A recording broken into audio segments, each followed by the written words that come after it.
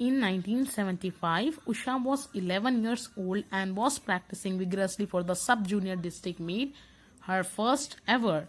With 3 days to go, Usha badly injured her heel while practicing for the long jump. The day of the event, all eyes were on her. She was so puny, so unbelievably tiny that she was the crowd's favorite even before the race started. A white bandage on her heel won her even more sympathy. She came first in all the 4 events. She participated in 100-meter, 200-meter, long jump and high jump. She was all the individual champion at the meet. 1975 में Usha 11 years के थे, right, और उन्होंने vigorously practice कर रहे थे, बोलते vigorously बोलते हो फुल स्ट्रेंथ और एनर्जी के साथ सब जूनियर डिस्ट्रिक्ट मीट के लिए उन्होंने प्रैक्टिस कर रहे थे, राइट. 3 डेज जाने with 3 days to go, 3 days थे. उषा की हील पूरी बैडली इंजर्ड हो गई थी, उनके पैर पे एड़ी पे मार पड़ गई थी उनको, राइट. जब लॉन्ग जंप करते टाइम पे उनको मार पड़ गई थी. तो जब इवेंट था, जब प्रोग्राम था, तो सबके आइज किस पे थे? पीटी उषा पे थे. पीटी उषा दिखने में कैसे थे? स्मॉल और वीक थे उन्होंने. तो सब सोचते थे कि ये मतलब क्या होगा, अभी उनकी हील को मार पड़ गई बोल के. सो अनबिलीवेबली मतलब इतने वीक और छोटे रहने के बावजूद सब पूरे क्राउड के फेवरेट थे उन्होंने. क्राउड बोलते उनके ग्रुप के फेवरेट थे. और रेस स्टार्ट होने से पहले सबकी नजर पीटी उषा पे थी. और उनकी हील पर, उनकी एड़ी पर जो व्हाइट बैंडेज था, वो उनको और हमदर्दी, मतलब उनसे और हमदर्दी हो रही थी सबको. तो उन्होंने जो 4 इवेंट्स हुए पार्टिसिपेट करे और उसमें फर्स्ट आया उन्होंने. She came first in all the 4 events. 100 metre race में, 200 मीटर में, लॉन्ग जंप में, हाई जंप में, राइट. इंडिविजुअल चैंपियन बोलते उनके ग्रुप के, वो मीट के उन्होंने इंडिविजुअल सिर्फ अकेले चैंपियन थे, PT Usha, right. Now, academically, Usha was an extremely bright student. She was always amongst the top 3 in her class and was popular with her teachers. She passed her standard 7th exam with a first class grade. Just then, the government of Kerala announced a separate sports division for girls at Kannanur, a town with special facilities for sports in addition to regular studies. अब हम यहाँ पर बात करें PT Usha की पढ़ाई के बारे में, एकेडमिकली, राइट. तो उनकी जो स्कूलिंग थी, उन स्कूल में भी ब्राइट स्टूडेंट थे, यानी कि इंटेलिजेंट स्टूडेंट थे, लेकिन हमेशा थर्ड आते थे क्लास में, राइट. लेकिन पूरे टीचर्स में उन्होंने एक ब्राइट स्टूडेंट की तरह फेमस थे, पॉपुलर थे. तो 7th क्लास का एग्जाम उन्होंने फर्स्ट ग्रेड से पास करे थे. उसके बाद केरला की गवर्नमेंट क्या अनाउंस करी थी, एक सेपरेट स्पोर्ट्स डिवीजन है गर्ल्स का कैनानोर में, एक टाउन है जो पूरी स्पोर्ट्स की फैसिलिटी भी है, उसके साथ साथ रेगुलर स्कूल के स्टडीज भी है, बल्कि अनाउंसमेंट करी थी वहां की गवर्नमेंट, केरला की. Okay. Usha joined the sports division at Kannanur to improve her sport talent. She was left in the safe hands of C.H. Patel, the headmaster of the school. It was at Kannanur that another great master fired her imagination so much that together they achieved the impossible. His name was Madhavan Nambiar. तो Usha sport division में join हो गए कैनानोर में, right. उनका sport talent improve करने के लिए वहां पे सीएच पैथल उनके प्रिंसिपल का नेम था, हेडमास्टर का नेम था स्कूल का. तो उनके मतलब सेफ हैंड्स में थे बोल के बोल रहे. और कैनानोर में एक अनदर ग्रेट मास्टर जिसका नेम माधवन नंबियर था, उन्होंने भी क्या करे, पीटी उषा का जो टैलेंट है उसको देख लिया उन्होंने, राइट.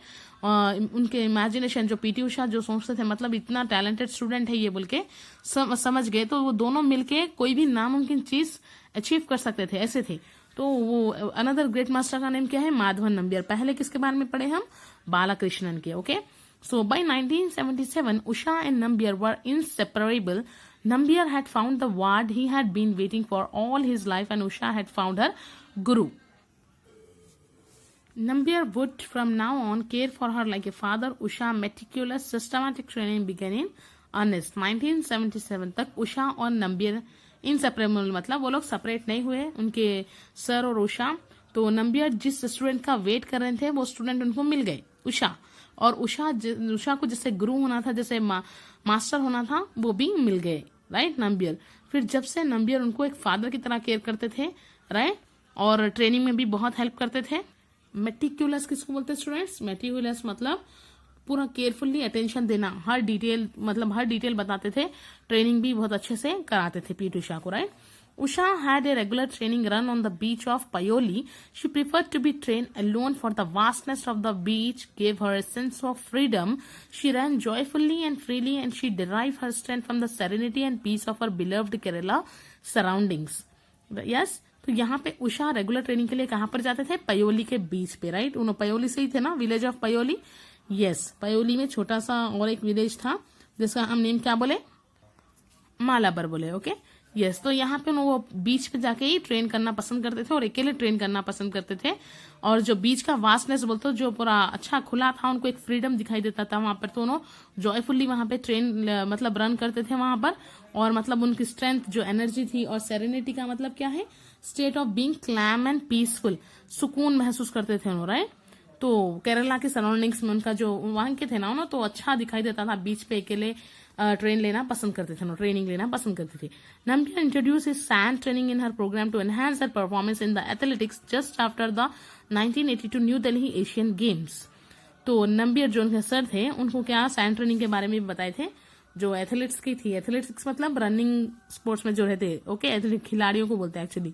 सो 1982 न्यू दिल्ली एशियन गेम्स में परफॉर्म कराए थे। Sand training had enhance the performance of many great athletes from Edwin Moses to top flight Indian athletes like Milkha Singh and Shriram Singh. तो उसमें क्या हुआ, सैंड ट्रेनिंग में जिसका परफॉर्मेंस देखे ग्रेट एथलीट्स, यानी कि जो जैसा कि एडविन मोसेस से लेकर इंडियन एथलीट्स मिल्खा सिंह और श्रीराम सिंह का भी वहां पे क्या था बोल रहे, performance. Okay, Usha athletic achievements are well known to almost all Indians.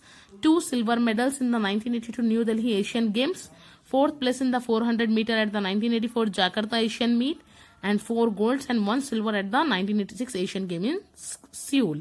Okay, तो उषा के अचीवमेंट्स यहाँ पे बता रहे इंडियंस को, सबको मालूम है बल्कि बोल रहे 2 सिल्वर मेडल्स उनको न्यू दिल्ली एशियन गेम्स में मिले थे, जो 1982 में हुई यहाँ पर, राइट? वहां पे परफॉर्म करे उन्होंने। तो उससे बड़े बड़े एथलीट्स के मतलब प्रोग्राम था, तो वहां पे उनको 1982 में 2 सिल्वर मेडल्स मिले पीटी उषा को। देखो इनके गले में कितने मेडल्स है, राइट? और 4th आए 1984 जाकर्ता एशियन मीट में, और 4 गोल्ड्स और सिल्वर मिला 1986 एशियन गेम्स में, राइट? सियोल में जो था।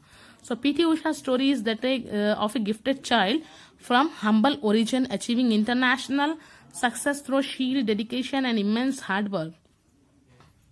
सो पीटी उषा की स्टोरी क्या है? एक गिफ्टेड चाइल्ड की तरह है, राइट? तो उन्होंने इंटरनेशनल सक्सेस हासिल करे थ्रू हर शील डेडिकेशन, मतलब कंटिन्यूस उनकी मेहनत से, और इमेंस हार्ड वर्क बोलते ग्रेट हार्ड वर्क से। Okay, never in the history of independent India has a youngster from a remote background town of rural origin caught the imagination of youth in particular and public in general as Usha has, said a professor of English in Usha home town. तो कभी भी नहीं, history जो independent India है उसमें सबसे मतलब youngster जो देखे गए बैकग्राउंड में, अगर हम देखेंगे तो एक छोटे से गांव की लड़की यंगस्टर अर्ली एज में इतना मतलब सक्सेस हासिल करे बोल रहे। कौन बोले थे उनको ये बात बोल रहे? प्रोफेसर बोले थे उषा के होम टाउन जहाँ पे उषा रहते थे ना, तो वहां के इंग्लिश प्रोफेसर बोले थे कि बहुत यंगस्टर मतलब अभी कम एज के हैं मगर इतनी सक्सेस हासिल कर लिए पीटी उषा बोलकर उनके प्रोफेसर बोले थे। तो इसीलिए इनको गोल्डन गर्ल बोला गया क्योंकि यंगस्टर अर्ली एज में ही क्या करे, सक्सेस हासिल करे, इसीलिए पीटी उषा को गोल्डन गर्ल बोला गया। Students understand? Yes, thank you.